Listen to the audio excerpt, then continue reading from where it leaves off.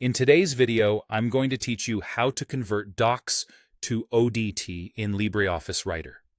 If you're moving documents between different Office suites, converting a .docs file to the OpenDocument text format, or .odt, helps preserve compatibility with LibreOffice and keeps your formatting more consistent.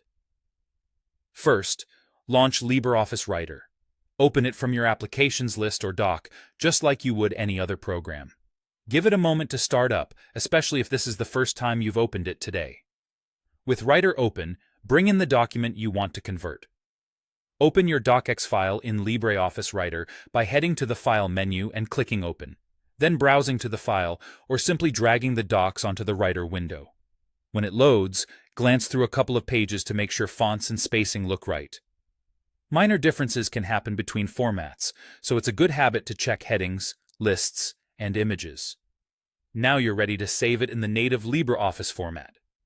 Go to the File menu and choose Save As. If you prefer shortcuts, press Ctrl+Shift+S on Windows or Linux, or Command+Shift+S on Mac OS.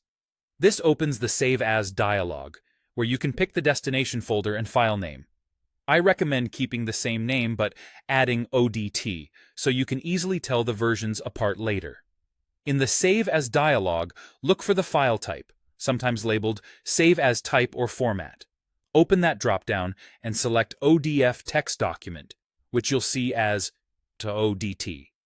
This choice tells Writer to create an OpenDocument version of your file.